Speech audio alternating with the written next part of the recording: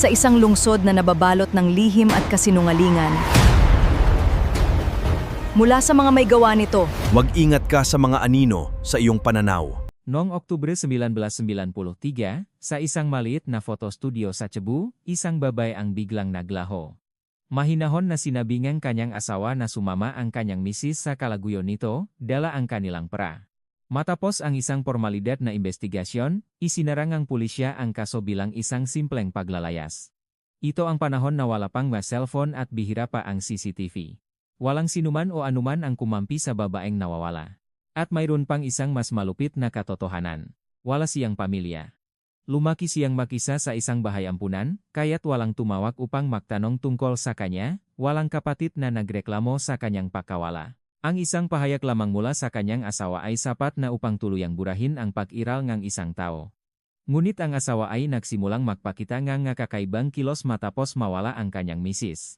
Ang isang lalaking walang kaalaman sa fotografiya ay biglang nagpasyang siya na mismo ang magpapatakbo ang darkroom, at sa loob ng 10 taon, binantayan niya ang madilim na silid na iyon ng mag-isa, nang hindi kumukuha ng kahit isang empleyado. Tila mayroon siyang itinatagong isang bagay na hindi dapat makita ng sinuman. Noong Oktubre 2003, 10 taon ang lumipas, nagbara ang drain ng photo studio at ng darkroom. Ang natuklasan ng tubro na tinawag upang ayusin ito sa gitna ng namong dumi ay isang kanister ng film. Walang pakialam na sinabi ng asawa, sira na siguro yan. Itapon mo na lang. Ngunit ang film sa loob ng kanister ay malinis at hindi nasira. At nang ang nagisang larawan sa loob nito ay may lantad sa mundo, unti-unting nabakbak ang mukhang demonyong nakukubli sa likod ng isang maamong ngiti sa loob ng 10 taon. Bakit niya hinawakan ang kamera sa sandaling ang kanyang kamatayan? Paano niya naitago ang film sa ganap na kadiliman? At sino ang mananagot sa nagisang larawang iyon na nanatiling nakatago sa ilalim ng drain sa loob ng 10 taon? Simulan na natin ang kwentong araw na iyon. Noong Oktubre 2003, ang lumang distrito ng Cebu ay pinahalong amoy ngang malat na hangin mula sa dagat at nga mamasa-masang amoy nga lumang gusali. Sa dulong isang eskinita, malayo sa malalapat na kalsada, sa ilalim ng isang kupas na karatula na may nakasulat na Malos Photo Studio, bumubuhos ang masangsang na amoy nga kemikal. Mula sa makipot na drain sa sahig ng darkroom, umapaw ang maitim na tubig, na nagiwan ng maruming mansa sa mga baldosa. Si Ricardo De Leon, ang may-ari ng photo studio, gamit ang kanyang kamay na walang guwantes, ay paulit-ulit na ibinabayo ang plunger sa drain. A7, nakakabalo naman to. Bakit aya bumaba ang tubig? Galit na ibinato ni Ricardo ang plunger sa sahig at kinamot ang kanyang ulo. Kahit ibinuhos na niya ang isang buong bote nga matapang na liquid drain cleaner, tila tinatawanan lang siya ang drain habang naglalabas ito ngang maitim na bula. Hinablot ni Ricardo ang telepono na may halong inis at marahas na pinindot ang manumero. Hello, Cebuana Plumbing Batu? Dito sa photo studio sa Lumang Bayan, barado na talaga ang drain. Apurahan to, kaya bilisan nyo, pakiusap. Makalipas ang isang oras, si Mang Jose Reyes, isang tubro mula sa Cebuana Plumbing, ay pumasok sa likurang pinto ng photo studio, bit-bit ang kanyang lumang toolbox. Sa edad na 58, nakasuot si Mang Jose ngang maruming uniforme at bahagyang kuba na dahil sa bigat ng panahon. Lumuhod si Mang Jose sa sahig ng darkroom at gamit ang isang liabe, mahusay niyang tinanggal ang stainless steel petrap. Naku, sir, para ng antigo itong tubo ninyo. Ang loop, parang bato na sa tigas. Ipinasok ni Mang Jose ang kanyang daliri sa siko ng tubo at kinapa ang loop. Sa dulo ng kanyang daliri, naramdaman niya ang namuong latak ng developing solution at fixer na naipon sa loop ng higit 10 taon, na tumigas na parang bato. Umiling si Mang Jose at kinuha mula sa kanyang toolbox ang isang mabigat na martilyo at isang matulis na pait. Hindi na to kaya ngang kemikal. Babasagin ko na lang para matanggal, kaya umusok po muna kayo. Sa bawat malakas na pawang martilyo ni Mang Jose sa dulong pait, umalingaw-ngaw ang tunog na tank-tank sa makipot na darkroom. Nagsitalsikan ang napilak na alikabok habang unti-unting nabibitak ang namuong latak. Si Ricardo ay nakasandal sa hambangang pinto ng darkroom, nakahalukip-kip, at walang ganang pinapanood ang eksena. Hay nako, kung ano-ano na lang ang nakpapasakit ng ulo. Mukhang magtatagal pa yang pagtanggal niyan, ano? Sabi ni Ricardo habang naghihikap at sumusulyap sa kanyang relo. Matapos ang matagal na pagpupok, sa wakas ay nalaglag mula sa tubo ang isang malaking tipak ng namuang dumi, kasinlaking 2 kamao. Pinagulong-gulong ni Mang Jose ang tipak sa kanyang kamay na may guwantes, ngunit bigla siyang natigilan at nanliit ang mga mata. Sir, may kanister po ang film na nakabaon dito sa loob ng tubo. Anong gagawin ko rito? Mukhang may laman pa. Itinaas ni Mang Jose ang itim na 35mm film canister, na halos kasinlaking nalawang daliri, at inyabot ito kay Ricardo. Suminghal si Ricardo, sinulyapan ang canister, at walang pakialam na iwinagaywe ang kanyang kamay. Naku, hindi lang yan ang una. Baka nalaglag lang yan ng dating tauhan ko. Itapon mo na lang. Itapon mo na. Tumango si Mang Jose at isinuksok ang film canister sa bulsang kanyang uniforme. Maingat niyang tinapos ang natitirang trabaho sa tubo, at pagkatapos ay binuksan ang gripo upang tiyakin na maayos na dumadaloy ang tubig. Dala ang gumaang toolbox, lumabas si Mang Jose sa eskinitaeng photo studio habang papalubok na ang araw. Nang gabing iyon, sa hapagkainan ng bahay ni Mang Jose, kumakalat ang mabangong amoy ng sinigang. Hahakbang na sana si Mang Jose ngang isang malaking subongang kanin nang bigla niyang ibaba ang kanyang kutsara. Ay, nga pala. Nakalimutan ko. Mula sa kanyang unipormeng nakasabit sa dingding, kinuha niya ang itim na film canister at inilagay ito sa ibabawong salamin ng mesa. Nang kumalat ang mga puting alikabok sa mesa, natigil sa pagkain ang kanyang anak na si Marco. Si Marco, isang mag-aral ng fotografiya sa Maynila, ay kinuha ang film canister na may halong pagtataka. Itay, 35mm film canister to. Ah! Saan yun nakuha? Hindi pa nabubuksan. Uminom ng tubig si Mang Jose at walang ganang sumagot. Nahukay ko yan kanina sa loob ng baradong drain sa isang photo studio. Sabi ngang may-ari, itapon ko na raw, kaya dinala ko na lang. Maingat na kinaskas ni Marco ang ngadumi sa ibabaw ng canister gamit ang kanyang kuko at binuksan ang takip. Nakakagulat na napakalinis ng look nito, perpekto ang selyo kaya hindi ito napasukan ng kahit anong halumikmik. Nang makita ni Marco ang rolyong film na hindi pa nade-develop, nasabik siya. Itay, ang ganda ang kondisyon nito. Baka may laman pang litrato to. Pwede ko kayang i-develop sa darkroom sa universidad pagbalik ko? 2 araw ang lumipas, noong linggo ngang hapon, binuksan ni Marco ang mabigat na bakal na pinto ang darkroom ngang universidad sa Maynila. Dahil napakatagal ng film, mahirap nang iligtas ang mga imahe gamit ang karaniwang proseso ang kemikal. Ibinaba ni Marco ang temperaturang developer ng mas mababa kaysa sa karaniwan at dinobel ang oras, maingat na isinagawa ang proseso. Sa ilalim ng pulang ilawng darkroom, dahan-dahan niyang iniladlad ang film na nakababad sa developer. Sa 36 na kuha, 35 ang blanko. Hay, sayang. Bumuntong hininga si Marco at itinapat ang dulo ng film sa ilaw. Ngunit sa pinakaw ng frame, isang kakaiba at madilim na hugis ang nabuo. Maingat na inilagay ni Marco ang nagisang frame na iyon sa ilalim ng enlarger at itinutok ang matinding ilaw sa photographic paper. Nang ilubog ang papel sa developer tank, unti-unting lumitaw ang isang itim na balangkas. Sa isang madilim at saradong espasyo, lumitaw ang dalawang nakatakot na silueta na may hawak na malaking pamalo. Sa harap nila, may isang babaeng desperadong yumuyuko, tinatakpan ang kanyang mukha gamit ang isang braso. Hindi Mari. Hindi lang ito basta litrato. Ito ay isang crime scene. Nanginginig ang kamay ni Marco. At narinig ang kalansing ng sipit sa photographic paper. Pakiramdam niya ay nakatingin sa kanya ang mamatang babae sa litrato, at hindi siya makahinga. Pinunasan ni Marco ang kanyang basang kamay sa damit, tumakbo palabas ng darkroom, at hinablot ang kanyang cellphone. Itay, si Marco po to. Kailangan ko pang umuwi agad. Yung litrato mula sa film. May nakunan na hindi ka panipaniwala. Sa kabilang linya, nag-alalang sumagot si Mang Jose. Marco, anak, bakit? Bakit ganyan ang boses mo? Nanginginig ka? Ano ba ang gana sa litrato? Pabulong na sinabi ni Marco habang takot na tinitingnan ang dulong pasilyo. May taong sinasaktan sa litrato, itay. Kailangan nating dalhin to agad sa pulis. Kinabukasan ng gabi, kinuha ni Mang Jose ang litratong dalangang kanyang anak at matagal na hindi nakapagsalita. Kahit malabo at black and white ang imahe, ang takot ng karahasan na nakapalob dito ay malinaw na nadarama, na lumalagpas sa 10 taong lumipas. Naramdaman ni Mang Jose ang kilabot sa kanyang likod, at nanginginig ang dulo ang kanyang magadaliri na may hawak sa litrato. At ito ay nakabaon sa ilalim na drain ng photo studio na iyon.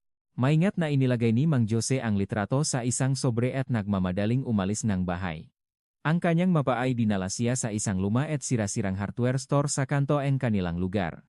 Ang may-aring hardware, si Benigno Cruz, 55 taong gulang, ay isang retiradong investigador na matagal ng kaibigan at suki ni Mang Jose. Sarge, noong nakaraang linggo, nag-ayos akong grind sa Malos Photo Studio at may nakuha akong hindi ka panipaniwala. Kailangan yung tingnan to. Inilapak ni Mang Jose ang sobra sa counter ngang hardware at humihingal. Nang marinig ang nasalitang, Malos Photo Studio, agad na naging matalim ang tingin ni Skete. Ben, ibinaba niya ang ballpen na pinaikot-ikot at tinitigan si Mang Jose. Jose, sinabi mo bang Malos Photo Studio? At doon mo ito nahanap? Inayos ni Skete. Ben ang kanyang salamin, kinuha ang litrato mula sa sobre, at itinapat ito sa ilaw. Nang makita ang malagim na silweta sa litrato, bahagyang nanginig ang manggalabi ni Skete. Ben, matagal siyang hindi nagsalita, nakatitik sa desperadong kilos ng babae sa litrato. Ito ang eksenang hinahanap ko sa loop ng mahigit 10 taon. Jose, malaki ang naitulong mo. Nanginginig na inilagay ni Skete. Ben ang isang sigarilyo sa kanyang bibig, ngunit hindi man lang niya ito nasindihan, nakatitik pa rin sa litrato. Nang gabing iyon, mula sa kailaliman ng isang aparador sa kanyang silid-aklatan sa likod ng hardware, kinuha ni Skete. Ben ang isang luma at kulay kapeng folder.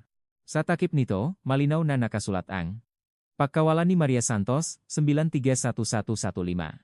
Binuklat ni Skete. Ben ang matala ng investigasyon, at sa isang pahina, hinaplos niya ng daliri ang kanyang lumang sulat kamay. Nakasulat doon. Pinaghihinalaang, may bakas ngang pakukumpuni ngang semento sa sahig na groom. Isinara dahil sa kakulangan ng matibay na ebidensya. Hawak ang susi sa trahedyang hindi niya nalutas 10 taon na ang nakalipas, itinapon ni Skete. Ben ang isang matalim na tingin sa madilim na eskinita sa labas ng bintana. Noong ikatlong linggo ngang Oktubre 2003, ang opisina ngang Criminal Investigation Division sa Cebu City Police Office ay magulo gayangan dati, puno ang amoy ngang sigarilyo at nakalat na mga dokumento. Dala-dala ni Skete.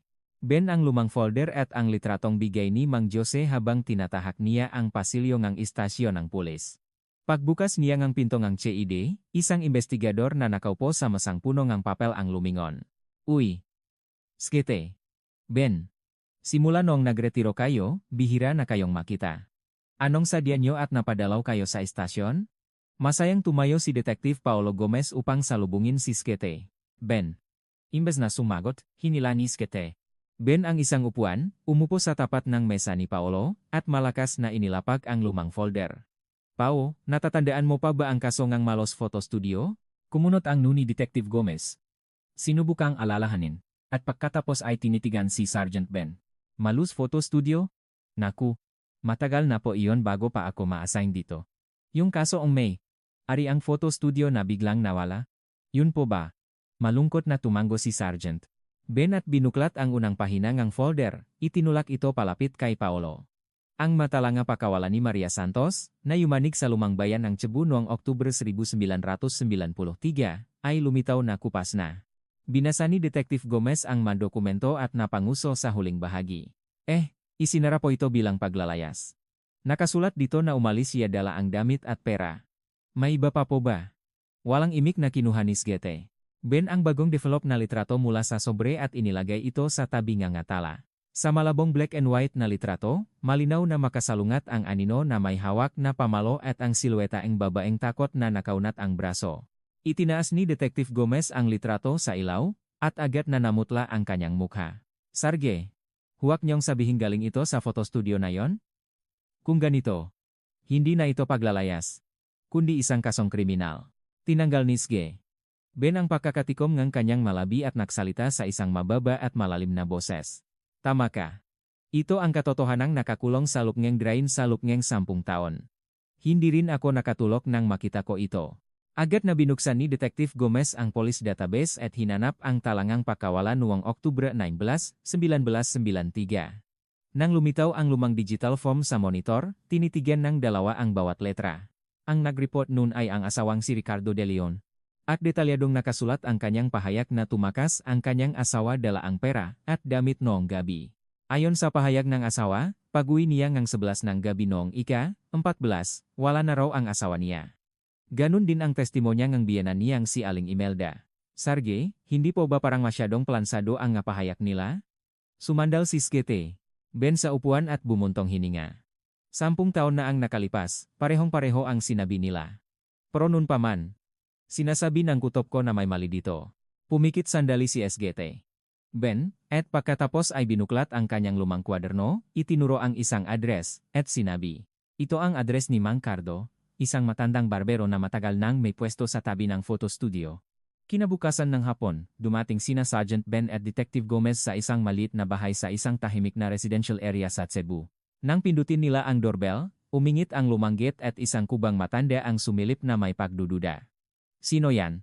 Wala namang bibisita sa matandang to. Inilabas ni Detective Gomez ang kanyang police ID at magalang na yumuko. Kayo po ba si Ginong Cardo? Ako po si Detective Paulo Gomez mula sa CID Angi, Cebu City Police Office. At itong kasama ko. Natatandaan niyo po ba siya? Tinitigan ng matanda si Sergeant Ben mula sa ibabaw ng kanyang salamin sa mata at napapalakpak. Naku, sino pa nga ba? Yung makulit na investigador na laging bumibisita nun. Ang bilis ngang panahon, tumanda na rin pala tayo. Inimbitahan sila ni Mang Cardo sa maliit na sala at inalok ni mainit na tsaang bigas. Inilabas ni Detective Gomez ang kanyang kwaderno at ballpen, at maingat na sinimulan ang usapan. Hiniling niya sa matanda na sariwain ang kanyang alaala tungkol sa manangyari sa paligid ng photo studio noong gabi ng Oktubre 14, 1993. Hawak-hawak ang matanda ang tasa gamit ang dalawang kamay, tumingin sa malayo, at malalim na nag-isip. Nga alas 7 gabi nun. Nakita ko si Malo na isinasara ang shooter ng photo studio at pumasok sa likurang pinto ng darkroom. Bitbit niya ang kanyang camera bag, nakayuko, at mukhang matamlay. Itinigil ni Detective Gomez ang pagsusulat at tinitigan ang matanda. May narinig po ba kayong away o malakas na kalabog mula sa loob ng photo studio ng gabing iyon? Umiling si Mang Cardo, ibinaba ang tasa, at pagkatapos ay ibinaba ang kanyang boses na parang may naalala. Wala akong narinig na ingay, pero kinabukasan ng umaga, napakakakaiba. Oktubre 15 yata yon. Lalabas na sana ako para buksan ang barberya nang maamoy ko ang masangsang na amoy ngang semento mula sa direksyon ng photo studio. Itinigil ni, sige. Ben ang pag-inom ng tesaa at tinitigan ang bibig ng matanda. Tila sariwa pa sa isip ng matanda ang eksena habang kumukunot ang kanyang nu at nakpatuloy sa pagsasalita. Sumilip daw siya sa nakabukas na likurang pinto at nakita ang asawang si Richardo, na may apron na puno ng semento, na kinikinis ang sahig ng darkroom gamit ang kanyang kamay. Nang tanungin niya kung ano ang ginagawa nito, pabalang daw na sumagot si Ricardo na inaayos niya ang sahig dahil may tumatagas na tubig. Sana pala tiningnan kong maigi ang sahig nun. Naging pabaya ako. Binuklat ni Ske. Ben ang folder na nasa kanyang kandungan at maring idiniin ng daliri ang nakasulat na tala, kailangang kumpirmahin ang bakas ng pagkukumpuning ng semento sa sahig ng darkroom. Ang hinala na isinulat niya 10 taon na ang nakalipas ay muling nabuhay. Pag-alis nila sa bahay ni Mang Cardo, tahimik silang naglakat sa eskinita. Sarge, bakit hindi niyo po itinuloy ito 10 taon na ang nakalipas? Mayroon naman palang ganito kalinaw na testimonya. Sa tanong ni Detective Gomez na may halong paninisi, mapait na umiti si Sergeant Ben at huminto. Noon, ang ama ni Ricardo ay isang makapangyarihang tao sa Cebu, at kaibigan pa ang hepe ang pulisya. Sa tuwing susubukan ni Sgete Ben na hukayin ang sahig, ang presyur mula sa itaas ay hindi may larawan sa tindi. Hinawakan akong hepe sa kwelyo at sinabing, isara mo na yan bilang paglalayas. Huwag mong aksayahin ang resources and gobyerno sa away pamilya. Ganyan ang kalakaran dito, Pao, nang makita ang bahagyang panginginig ng panganiske. Ben, hindi na nakapagsalita si Detective Gomez. Pagbalik sa istasyon, muling hinalugog ni Detective Gomez ang maga maalikabok na tala mula Bindokuzyusdoksanuch. Nakasulat doon ang pangalan ng isang lalaking si Miguel Castro, na isinumite ni Ricardo bilang katibayan ng pakikiapit ng kanyang asawa. Sarge, tingnan niyo po ang tala ni Miguel Castro. Nak-background check lang sila pero hindi man lang siya inimbestigahan. Hindi po ba ito masyadong halatang pinabayaan? Tumayo si Skete. Ben sa tabian nega-monitor ni Paulo at tinitigan ang screen. Ang hindi pag-imbestiga sa taong itinuro nga asawa bilang kalaguyo ay patunay na wala silang intensyong mag-imbestiga. Ginawa lang siyang dahilan para palabasing paglalayas ang kaso. Sumunod na binuksan ni Detective Gomez ang pahinaeng personal na impormasyon ni Maria Santos, ngunit blanko ang bahagi ang pamilya. Lumabas na si Maria ay mula sa isang bahay ampunan sa Cebu, isang ulila na walang sinumang masasandalan. Ang pagkawalangang isang babaeng walang pamilyang magtatanong o maghahanap ay natabunan lamang ang isang salita mula sa kanyang asawa. Kung mayroon lang sanang kahit isang miyembro ng pamilya na umiyak at nakmakaawang hanapin siya, hindi sana ito basta-basta natabunan. Kawawang babay. Inilapak ni Detective Gomez ang kanyang ballpen at sumandal. Hindi sila tumigil at hinanap ang anak ng dating may-ari ng gusalingan photo studio, si Mr. Santiago. Si Mr. Santiago, na nasa 48, ay nagulat sa biglaang pagbisita ng Pulis ngunit sinubukang alalahanin ang isang mahalagang detalye. Mangga 2 buwan bago mawala ang misis niya, pinuntahan niya ang tatay ko at nagmakawang ilipat sa pangalan niya ang kontratangang upa. Sumingit si Sgete, Ben. Sa pangalan niya? Sinabi ba niya kung bakit? Kinamot ni Mr. Santiago ang ulo. Sabing tatay ko, bumalik siya kasama ang asawa niya para pumirma, pero hindi na siya bumalik. Nalaman na lang namin na tumakas daw siya. Pagbalik sa conference room, isa-isang isinulat ni Sgete, Ben at Detective Gomez sa pisara ang maimpormasyong kanilang nakalap. Ang kahina-hinalang pagkukumpuni ngang semento kinabukasan ngang pakawala, ang misteryosong kalaguyo na hindi inimbestigahan, at ang pagtatangka ni Maria na maging malaya. Isinara ni Detective Gomez ang kanyang kwaderno at tinitigan si Sgete. Ben, hindi ito paglalayas. Ito ang sigaw ng isang taong pinatay at ikinulong sa drain. Sarge, simulan na po natin ulit ng formal. Itinaas ni Sgete. Ben ang kanyang makakakrus na kamay sa mesa at tumango ng may determinasyon. Bukas ng umaga, isumite mo sa hepe ang request para sa muling pagbubukas ng investigasyon. Kahit ang PNP chief pa ang pumigil sa atin ngayon, hindi na nila tayo mapipigilan. Noong huling linggo ng Oktubre 2003, ang conference room ng CID ng Cebu City Police Office ay puno ng tunog ng lumang electric fan at pagbubuklat ng papel. Nang opisyal na italaga si Detective Paulo Gomez bilang lead investigator sa kaso ng pakawala ni Maria Santos, pumasok ang investigasyon sa isang bagong yugto. Ang retiradong si Sgete, Bang Cruz ay nagsibing hindi opisyal na konsultant, matatag na nakaupo sa tabi ni Detective Gomez, na gumagabay sa direksyon ng investigasyon. Pao, unahin nating hanapin ang Miguel Castro na iyan, ang kalaguyo na 10 taon ng bukang bibig ng gagong iyon. Panahon na para makilala natin ang multong hindi pa natin nakikita. Inayos ni Sgete. Ben ang kanyang salamin at isinulat ng makapal sa pisara ang pangalang Miguel Castro. Agad na tumakbo si Detective Gomez sa record section, at sa monitor ay lumitaw ang mga maalikabok na tala. Si Miguel Castro ay kasalukuyang nasa 50 anyos, umalis sa Cebu noong 1994, at nagpapatakbo ng isang maliit na printing press sa Quezon City, Metro Manila. Sarge, nahanap ko na. Pagkatapos mawala ni Malu, parang nahihintay lang siya, umalis agad ng Cebu at lumipat sa Maynila. May-ari na siya ng printing press ngayon. Iniabot ni Detective Gomez ang mga nakaprint na dokumento kay Sergeant Ben na may ngiti sa labi. Makalipas ang ilang araw, tumayo ang grupo ngang investigador sa harap ng isang lumang printing press sa isang makipot na eskinita sa Quezon City. Pagpasok nila, sinalubong sila ngang ingay ng manginang walang tigil at ng masangsang na amoy ng tinta. Sa likod ng counter, isang payat na lalaki na may suot na apron na may mansa ngang tinta ang nagtaas ng tingin. Kayo po ba si Mr. Miguel Castro? Ako po si Detective Paulo Gomez mula sa CID ng Cebu City. Pwede po ba tayong mag-usap sandali? Nang ipakita ni Detective Gomez ang kanyang ID, biglang nahulog ang napapel na hawak ni Miguel. Agad na nawala ang kulay sa kanyang mukha, at kitang-kita ang panginginig ng kanyang nalabi. Hinawakan niya ng mahigpit ang counter upang suportahan ang kanyang nanginginig na katawan at bahagya ng makapagsalita. Pulis, huwag niyong sabihing nandito kayo dahil sa nangyari kay Malo? Nanginginig ang boses ni Miguel, na tila anumang sandali ay iyak na. Tahimik na hinila ni Sgete. Ben ang isang upuan, pinaupo si Miguel, at tinitigan siya ang isang malumanay ngunit matatak na tingin. Tinakpan ni Miguel ang kanyang mukha at humagulgol bago tumingin sa dalawang investigador. Hindi kami makalaguyo ni Malo. Hindi ganoong kadumi ang relasyon namin. Lumaki kaming makasama sa bahay Pag-asa sa Cebu. Para kaming makapatid. Nakatinginan sina Detective Gomez at Sgete. Bansa hindi inaasahang revelasyon. Mula sa edad na 5 hanggang sa pag-alis nila sa ampunan sa edad na 18, sila ang naging tanging pamilya at sandigan ng isa't isa. Ikinuwento ni Miguel ang huling tawag na natanggap niya mula kay Malo noong unang bahagi ng Oktubre 1993, isang linggo bago siya mawala. Impyerno ang buhay ni Malo sa bahay na iyon. Ilang taon na siyang binubugbog ng asawa niyang si Richardo. Tumawag siya sa akin noon at sinabing hindi na niya kaya. Tatakas daw siya kasama ang mga anak niya at nakiusap na ihanap ko siya ng isang maliit na kwarto sa Maynila. Habang mabilis na isinusulat ni Detective Gomez ang testimonya ni Miguel. Nanatiling mahigpit na nakakuyom ang mga kamao ni Miguel sa kanyang kandungan at hindi tumigil ang kanyang pag-iyak. Sinabi rin ni Malo na tila nalaman ng ngangyang biyenan ang kanyang plano at pinagingat niya si Miguel.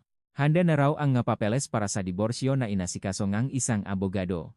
Puno siya ngang pag-asa na makakapagsimula siya ngang bagong buhay sa Maynila. Hindi ko akalain na iyon na pala ang huli naming pag-usap. Paglabas sa printing press, naksindi ngang sigarilyo sisge. Ben at mapait na bumuga ngang usok. Pinalabas pala ni Ricardo na kalaguyo ni Malo ang kanyang kababata sa ampunan upang ilihis ang investigasyon. Batay, sa testimonya ni Miguel, sinimulang halugin ni Detective Gomez ang mga law office sa Cebu. Sa ika-4 na araw, himalang natakbuhan ng team ang isang rekord ng serbisyo na may pangalan ni Maria Santos sa opisina ngang isang retiradong abogado. Ipinakita ngang retiradong abogado sa mga investigador ang isang kopya ngang lumang dokumento. Nakapalokduan ang nga bakas ng isang desperadong kaso eng diborsyo na inihahanda ni Maria dahil sa karahasan sa tahanan. Natatandaan ko si Mrs. Santos. Napakatatak niyang babay. Lihim niyang inipon ang nga patunay ngang kita nga photo studio para makuha niya ang karapatan sa negosyo at ang kustodya sa mga anak niya. Itinuro ni mega abogado ang mega probisyon sa kupas na dokumento. Lumabas na si Maria ang tunay na nagpapatakbo ang photo studio, habang si Richardo ay isang walang silbing tao na puno ang utang mula sa mabagsak na negosyo. Tinanong ni Detective Gomez ang pinakamahalagang tanong. Attorney, may posibilidad po bang nalaman ng asawa, ong biyenan niyang si Aling Imelda ang tungkol sa paghahandang ito? Tumingin ang abogado sa kisame, nag-isip, at tumango. Tumawak nun si Mrs. Santos sa opisina at sinabing nababahala siya dahil tila may nakikinig sa kanyang mga tawag. Malamang. Alam na nun ng biyenan niya ang lahat. Umabot ang investigasyon sa lihim na bank account ni Maria, at isa pang nakakagulat na katotohanan ang natuklasan. Lihim na naguhulog si Maria hanggang bahagiang kita hanggang photo studio sa isang educational fund para sa kanyang nga anak, sina Ricardo Jr. at Paolo. Kung nalaman ito ang kanyang asawa at biyenan, ito na marahil ang nagsilbing mitsa ang isang malagim na trahedya. Ilang sandali pa, ipinatawag si Ricardo sa istasyon ng pulis. Gaya ng 10 taon na ang nakalipas, nakasuot siya ng maayos na damit, may maamong ngiti, at kampanteng umupo. Inilapag ni Detective Gomez ang litrato mula sa drain sa mesa, unit hindi nagbago ang gitsinggi ni Ricardo. Iniisip niyo pa rin bang tumakas ang asawa niyo kasama ang Miguel Castro na yon? Kausap na po namin siya. Kalmadong sumagot si Ricardo. Kahit anong sabihin ng taong yon, hindi ako maniniwala. Nagdalangin para ang asawa ko nang umalis siya.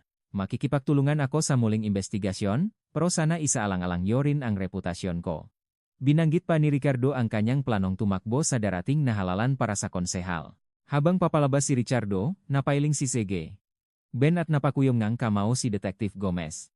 Habang naglalakad sa pasilyo, pinag-usapan nila ang nakakaibang kilos ni Richardo matapos mawala ang kanyang asawa. Pao, bakit ang isang taong walang kaalaman sa fotografiya ay hindi kumuha ang kahit isang katulong matapos mawala ang asawa niya? Gayong napakalakas ang kita ang photo studio. Huminto si Detective Gomez at binalikan ang makilos ni Richardo. Salop ngang 10 taon, hindi niya pinayagan ang sinuman na pumasok sa darkroom. Tinapik ni Sgete. Ben ang balikat ni Paolo at sinabi ang isang nakakakilabot na hinuha. Hindi yon para makatipid. Kailangan niyang pigilan ang sinuman na makapasok sa darkroom. Para itago ang madilim na sikreto niya nang mag-isa sa loob ng 10 taon. Noong unang linggo eng Nobyembre 2003, ang opisina eng CIDI na puno eng tensyon na kasing lamig ng panahon. Inilatag ni Detective Paulo Gomez ang file ngang kaso at tinapik-tapik niyang dulo ngang kanyang ballpen ang isang partikular na bahagi. Sa kupas na papel, malinaw na nakasulat ang matibay na alibi ni Richardo de Leon 10 taon na ang nakalipas. Sarge, tingnan niyo po ang kilos ni Ricardo noong gabi ng Oktubre 14, 1993. Nag-inuman daw sila ang kanyang kasosyo sa negosyo sa isang seafood restaurant sa Cordova hanggang madaling araw. Kumpleto sa testigo kaya pinalakpas lang nun. Kinuha ni Sete. Ben ang file at tiningnan ito gamit ang kanyang salamin. Ang kanyang tingin ay napako sa pangalan ng kasosyo. Joaquin Ocampo. Joaquin Ocampo. Noon pa man. Kahinainala na ang panggalangyan. Pero dahil sa pressure mula sa itaas, hindi ko man lang siya nakausap. Ano na raw ang ginagawa niya ngayon? Inabot ni Detective Gomez ang mga dokumento. May wholesale business po siya ng tuyong isda sa carbon market. Mukhang matagal na siyang nandun. Pupuntahan ko na po agad. Ang likurang bahagiang carbon market ay pinahalong amoy ngang dagat at tuyong pusit. Sa loob ngang isang tindahan, isang matabang lalaki ang nakakalkula. Pumasok si Detective Gomez at itinapat ang kanyang ID sa mukhang lalaki. Kayo po ba si Mr. Joaquin Ocampo? Mula po ako sa CID ng Cebu City Police. Pasensya na sa abala, pero kailangan po nating mag-usap. Nang iangat ni Joaquin ang tingin, kitang-kita ang panginginig ng kanyang mata. Dahan-dahan niyang ibinaba ang kanyang kamay, at kinuyom ang dulo ng kanyang apron. Naku, sir, ano pong sadya ninyo? Kung kailangan nyo ng tuyo, bibigyan ko kayo ng wholesale price. Tinitigan siya ni Detective Gomez. Alam mong hindi ako naparito para bumili. Balikan natin ang gabi ng Oktubre 14, 1993. Yung pag-inom nyo ni Ricardo de Leon sa Cordova. Ikuwento mo ulit. Agad na namutla si Joaquin at nabitawan ang hawak na ballpen. Kahit 10 taon na ang lumipas. Ang alaala ng gabing iyon ay patuloy na bumabagabag sa kanyang konsensya. Bakit po? Sinabi ko na po lahat nun. Hanggang alas 2 ngang madaling araw kaming nag-inuman. Pabulong na ang kanyang boses at hindi mapakali ang kanyang mata. Sumandal si Detective Gomez sa counter at bumulong sa tainga ni Joaquin. Makinig ka, Joaquin. Hindi na ito kaso ang paglalayas. Isa na itong malagim na trahedya. Kung magsisinungaling ka pa, hindi ka na lang testigo ang alibi, kundi kasapwat sa pagtatago ang krimen. Kaya mo bang panagutan yan? Hindi nakasagot si Joaquin. Nakatitig lang sa business card ni Detective Gomez. Makalipas ang 3 araw, kusa nang pumasok si Joaquin Ocampo sa istasyon ng pulis. Halatang hindi siya nakatulog at pinagpapawisan. Nasaan po si Detective Gomez? Aminin ko na po ang lahat. Sa interrogation room, umupo si Joaquin at inilagay ang nanginginig na kamay sa mesa. Sa kabilang silid, nanonood si Sergeant Ben sa monitor. Sige, Joaquin. Mabuti naman at napagpasyahan mong sabihin ang totoo. Hanggang anong oras kayo nakasama ni Ricardo ng gabing iyon? Huminga ng malalim si Joaquin, pumikit, at nagsimulang magsalita. Alas 10. Nga alas 10 ng gabi, unang umalis si Ricky. May importante raw siyang gagawin. Tumawag siya mamaya, at nakiusap na sabihin kong makasama kami hanggang madaling araw. Natigil ang pagsusulat ni Detective Gomez. Ang pader na 10 taong itinayo ni Ricardo ay nagsimula ng gumuho. Bakit ka nagsinunggaling? Dahil lang ba magkaibigan kayo? Yumuko si Joaquin. May utang po kasi akong 200,000 piso sa kanya nun para sa negosyo. Yun ang hawak niya sa Habang unti-unting nabubuo ang kaso, biglang tumunok ang telepono ni Detective Gomez. Sa kabilang linya, ang retiradong abogado na si Ati. Shin ay may bagong impormasyon. Detective, may naalala akong importante. Yung nga sulat na ipinadala ko kay Mrs. Santos nun tungkol sa diborsyo. Opo, attorney, bakit po? Hindi po ba sa photo studio niyo ipinadala? Hindi, mariin niyang ipinakiusap na sa bahay niya ipadala para hindi makita ang asawa niya. Pero naisip ko, kung nasa photo studio si Mrs. Santos sa umaga, sino ang nasa bahay? Hindi batang biyanan niyang si Aling Imelda? Sa isip ni Detective Gomez, biglang nakabit-kabit ang napiraso ng palaisipan. Posibleng nalaman ng biyanan ang plano ang manugang sa pamamagitan ng nga sulat. Sarge, hindi lang alibi ni Joaquin ang nasira, pati motibo, malinaw na. Binuksan ni Aling Imelda ang sulat at sinabi kay Ricardo ang tungkol sa diborsyo. Tumayo si Segete. Ben, pati motibo at pagguhong alibi, malapit na nating masakal ang gagong yan. Simulan na ang formal na investigasyon at halugugin natin ang bahay nila. Nang maging opisyal ang muling pagbubukas ng kaso, inilatala ito sa isang lokal na pahayagan sa Cebu. Isinulat ang reporter na si Angela Ramos ang tungkol sa nakaraan ni Richardo na malapit nang tumakbo bilang konsehal. Hello. Opisina po ito ng kandidato para konsehal na si Ricardo de Leon. Ms. Ramos. Sobra naman yata ang artikulo nyo. Paano nyo sisirain ang imahe niya gayong wala pang kumpirmadong katotohanan? Sarkastikong tumawa si Angela. Isinulat ko lang po ang makatotohanan batay sa investigasyon ng pulisya. Kung gusto niyong magreklamo, kumuha na lang kayong abogado. Ibababa ko na. Habang mainit ang balita, pinuntahan ni Detective Gomez ang panganay na anak ni Maria, si Ricardo Jr. o RJ, sa isang universidad sa Cebu. Ang 20 taong gulang na binata ay nakaupo sa isang bench, kinakamot ang likod ng kanyang kamay. RJ, may naalala ka ba noong gabing nawala ang nanay mo? Kahit maliit na detalye lang. Yumuko si RJ at nagsalita ng mahina. Hindi ko po alam. Pinatulog kami ni Itay sa kwarto. Pero lagi akong nananaginip. Isang napakaliwanag na ilaw na kumikislap. Huminto si Detective Gomez at tiningnan ang namumulang matang binata. Kumikislap na ilaw? Anong klaseng ilaw? Nanginginig na sinabi ni RJ, isang ilaw na nakakabulag. Parang may tunog na click. Tapos, parang sasabog ang puso ko at magigising ako. Paglabas sa universidad. Huminto si Skete. Ben at bumuga ng usok ng sigarilyo. Pau! Yung sinasabi niyang kumikislap na ilaw, hindi kaya flash ng kamera yon? Huminto si Detective Gomez. Sarge, yung film na nakuha natin sa drone, ang unang kuha ay kinunan gamit ang flash. Nang gabing iyon sa darkroom, may pumindot ng shutter, at nakita ngang 10 taong gulang na bata ang ilaw na yon. Habang nabubuo ang palaisipan, unti-unting lumalabas ang karumal-dumal na katotohanan gabing iyon. Noong ikalawang linggo ng Nobyembre 2003, ang hangin sa interrogation room ng CID ay mas mabigat at mas malamig kaysa karaniwan. Si Ricardo de Leon, kasama ang isang mukhang sanay na abogado, ay dumalo sa unang opisyal na interogasyon. Sa ilalim ngang ilaw, tuwit na nakaupo si Richardo, walang bahit ng kaba.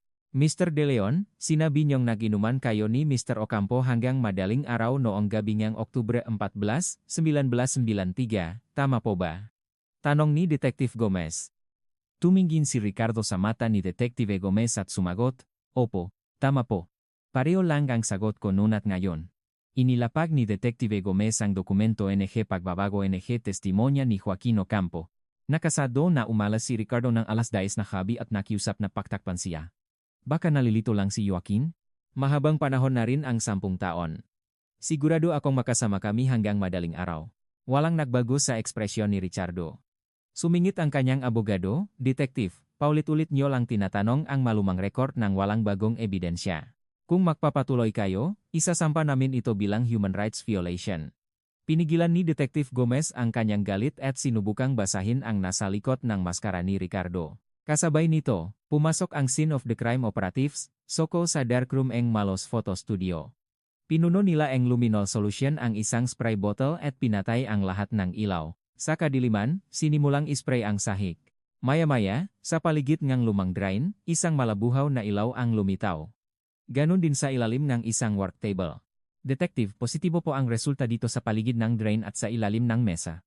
Kung ganito kalinaw pa rin matapos ang 10 taon, malamang malakas ang pagdurugo nun. Itinurong ang Soko team leader ang mga bahagi na may bughaw na ilaw. Kahit libo-libong beses na itong hinugasan ng tubig at kemikal, hindi nawala ang magabakas ng dugo na kumapit sa semento. Nang ipaalam sa kampo ni Ricardo ang resulta NG luminol test, hinarap NG mega investigador ang gisang hindi inaasahang kontratake. Noong umaga ng Nobyembre 14, pumasok sa istasyon ng pulis ang abogado ni Ricardo kasama ang isang kubang matandang babay. Ito ay ang ina ni Ricardo, si Aling Imelda, na nakasuot ng tradisyonal na kasuotan. Inabot ng abogado ang isang sulat. Ang salaysay ni Aling Imelda. Narito ang katotohanan. Nanginginig na binasa ni Detective Gomez ang salaysay.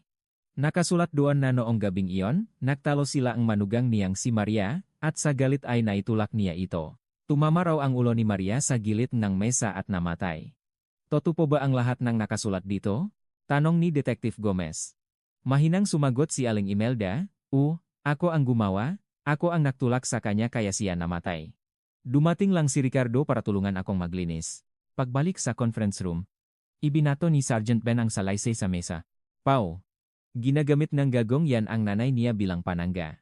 Ang matandang may dementiya na umamin sa krimen, paano yan makakasuhan ng maayos? Plano niyang makalusot habang ang nanay niya ay itatago sa ospital. Sumangayon si Detective Gomez. Imposibleng ang isang matandang babay ay mapatay ang isang malakas na babay sa isang tulak lang at buhatin ang bangkay ng mag-isa. Sarge, malinaw na pinakabisa ni Ricardo sa nanay niya ang salaysay.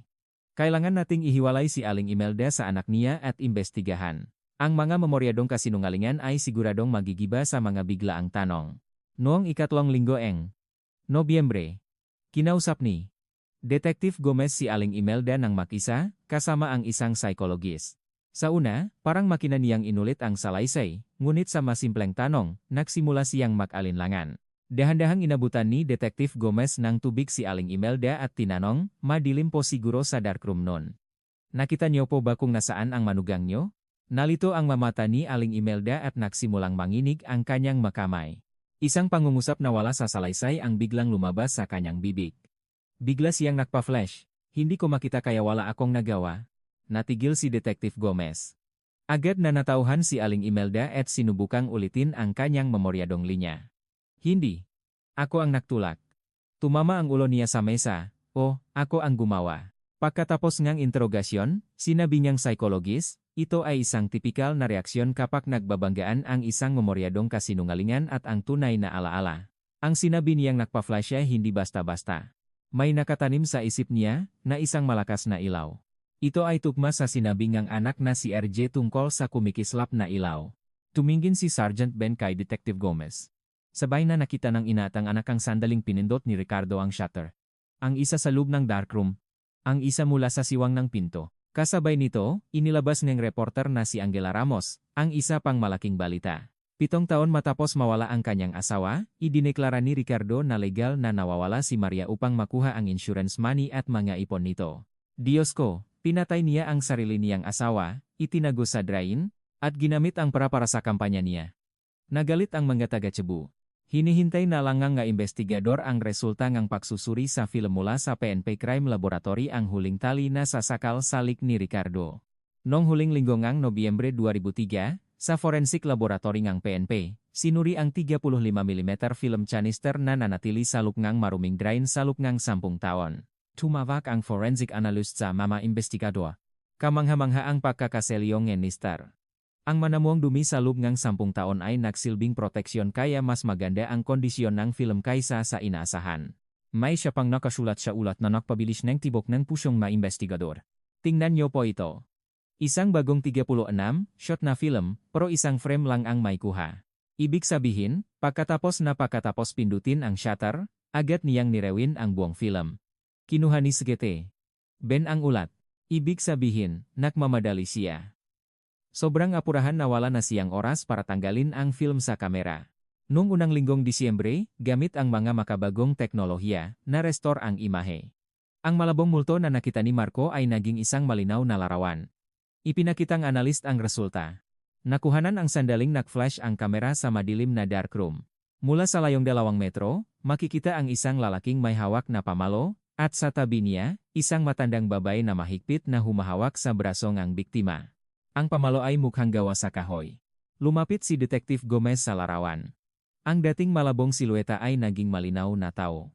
Ang matipunong katawan ng lalaki at ang kubang likod ng matandang babae ay parang isang eksena mula sa impyerno. Ang pangangatawan ng lalaking ito ay halos kaparehong physical records ni Ricardo de Leon noong 1993. At ang matandang babae, walang duda, si Aling Imelda. Inilagay ng analyst ang floor plan ng darkroom sa tabi ng larawan.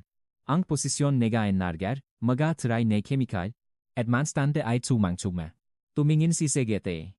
Ben sa larawan at napahilamos. Si Malo ang kumuha nito. Bago siya mamatay, ginamit niya ang kanyang huling lakas para pindutin ang shutter. Noong 2 linggong Disyembre, muling ipinatawag si Ricardo. Mr. De Leon, balikan natin ang gabi ng Oktubre 14, 1993. Ano ba talaga ang nangyari sa darkroom? Pilit na sumagot si Ricardo, ilang beses ko bang sasabihin? Pag-uwi ko, wala na ang asawa ko. Itinaas ni Detective Gomez ang boses, ang salaysay ang nanay niyo, Totoro, di ba? Na siya ang naktulak sa manugang niya, tumango si Ricardo. Kung ganun, Mr. De Leon, may nag-flash ba ang kamera sa darkroom ng gabing iyon? Biglang natigil ang pahinga ni Richardo. Sa loob ng 3 segundo, naging tahimik ang silid. Ang bahagyang paggalaw ng kanyang mata pakaliwa ay hindi nakaligtas sa paningin ni Detective Gomez. Hindi ko alam ang sinasabi niyo, pautaw na sagot ni Ricardo, ng ginginig ang giboses. Inilabas ni Detective Gomez ang ginahistorya na litrato at tahimik, na inilapag ito sa harap ni Ricardo. Nang makita ang litrato, naging abo ang kulay ng mukha ni Richardo. Nanginig ang kanyang ngapisngi, at bumalot sa kanya ang hindi mapigilang takot. Sa loob ng mahigit 30 segundo, nakatitik lang siya sa larawan. Makikipag-usap ako sa abogado ko. Bago yon, wala akong sasabihin. Bumalik sina Detective Gomez at Sede. Ben sa Cebu upang kausapin ang anak na si RJ. Sa isang tahimik na coffee shop, muling tinanong si RJ tungkol sa kumikislap na ilaw. Dahan-dahang pumikit si RJ. Nang gabing iyon, natutulog ako sa kwarto ko sa itaas. Pero may narinig akong malakas na kalabok mula sa ibaba kaya nagising ako. Tanong ni Sgete. Ben, lumabas ka ba agad? Bumaba po akong hagdan hanggang sa pasilyo malapit sa darkroom. Pero mula sa siwangang pinto, may sumilip na nakakabulag na ilo. Nagatingginan sina Detective Gomez at Sergeant Ben. Nanginginig na ang boses ni RJ. Nang makita ako ni Itay, hinawakan niya ako ng mahigpit sa braso. Walang sabi-sabing dinala niya ako sa itaas, ikinulong sa kwarto, at nilok ang pinto. Mula nun, hindi ko na nakita si inay. Tinakpan ni RJ ang kanyang mukha at humagulgol. Paglabas sa coffee shop, bumuntong hininga si Sergeant Ben. Unang narinig ang kalabog. Sumunod ang flash ng kamera. At huli, tumakas si Ricardo mula sa darkroom. Tukma ang lahat ng pakakasunod-sunod. Tumango si Detective Gomez. Ang salaysay ni Aling Imelda ay isang kasinungalingan. Nakita mismo nga ang kanyang ama sa crime scene. Ang oras ng pagkuha ng litrato at ang alaala ni RJ ay perpektong nagtutukma. Handa na ang bitak para kay Richardo. Noong Disyembre 11, 2003, pinosasan si Ricardo de Leon.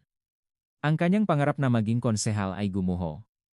Ang kanyang ina, si Aling Imelda, ay kinasuhan din bilang kasapwat. Sa unang interogasyon, nanatiling tikom ang bibig ni Richardo.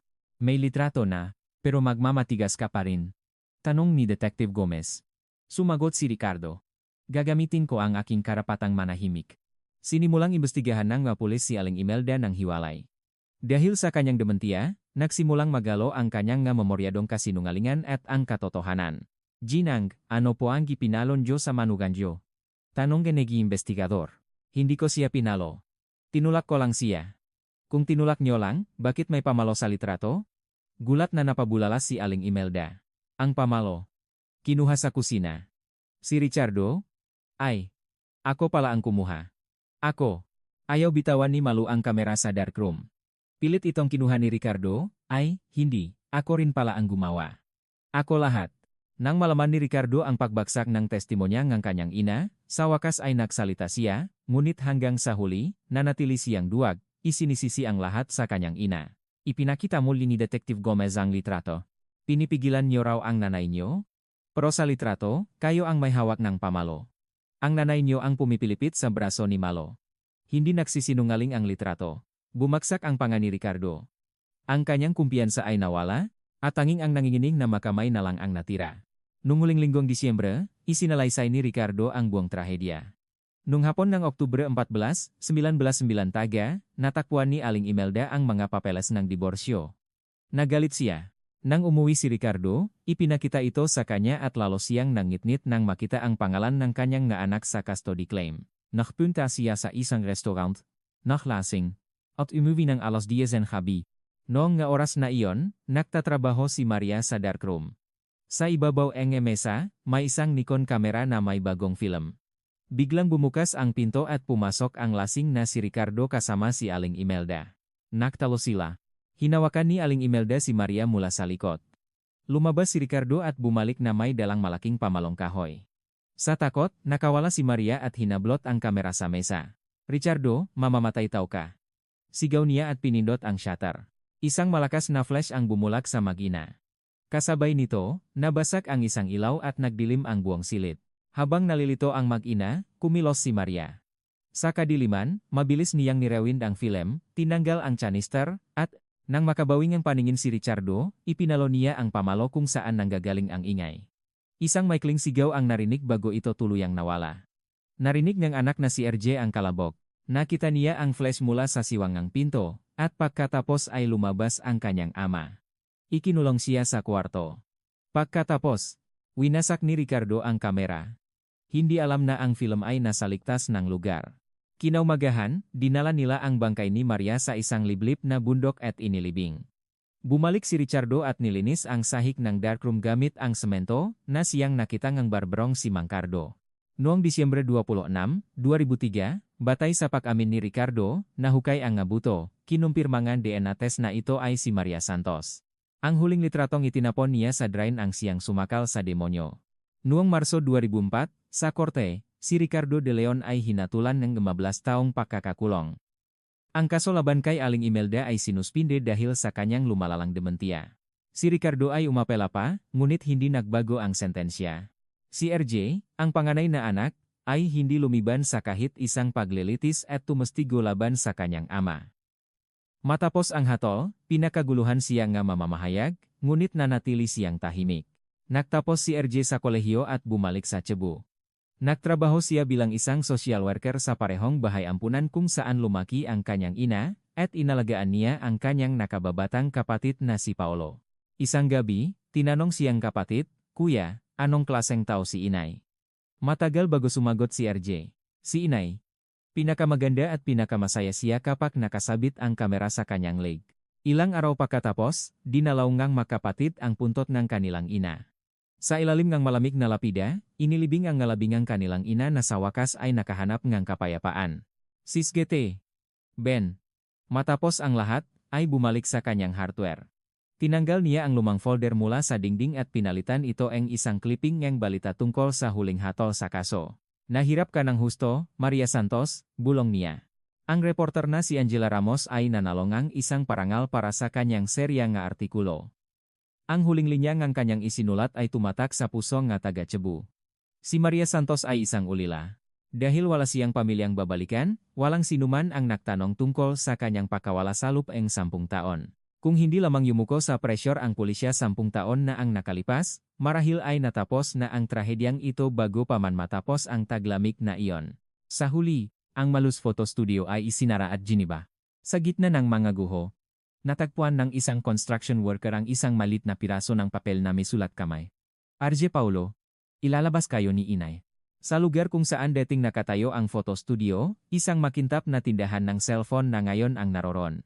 Ngunit ang isang Chinese ngang film na nakti sa loob ng 10 taon sa ilalim ng drain ay patuloy na nabubuhay bilang isang tala. Ang huling kilos ng isang photographer ang pagpindot sa shutter laban sa mga kikitil sa kanyang buhay at pagtago ng ebidensya sa ganap na kadiliman. Ang nag-isang larawang iyon ang naghahatid sa atin ngayon ng bigat ng katotohanan.